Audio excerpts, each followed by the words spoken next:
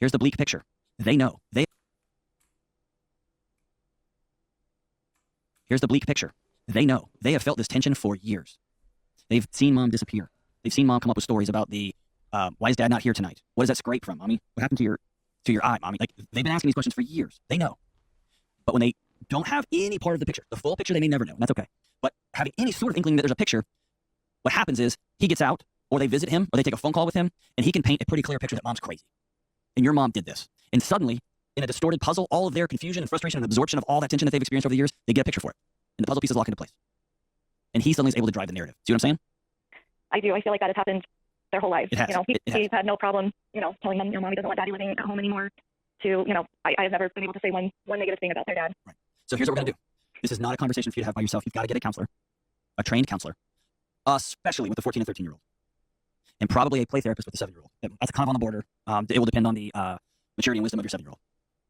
In fact, I'm thinking about my kids. I would go one direction with one and another direction with the other. But you are going to have a counselor walk you and your child individually through this conversation. And the reason we're going to have a counselor, number one, is what we have to do is do something called, I'm trying to think of a layman's term. We got to create safety. We have to teach these kids how to self-regulate when they hear everything they know about their world is upside down. Yeah.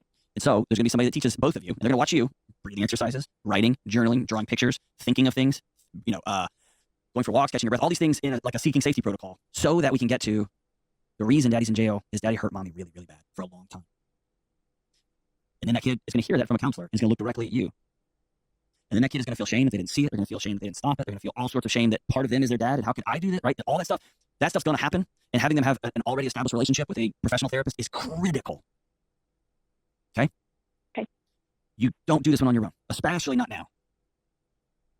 If you just took one of your kids out to McDonald's and said, hey, I've got some hard stuff I got to tell you, you are going to make them you're going to so distort their world. They're going to have to run to what's safe and what's comfortable. And they're going to be ripe to be filled in with stories either way.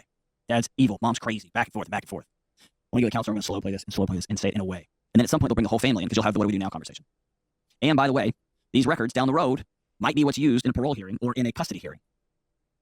Okay? Okay. So that when you tell that 14-year-old who's now 15 or 16, when you're 18, you can do what you want to do. Your daddy is not safe. And so I'm making the choice to keep my kids safe. And I understand that you miss your dad.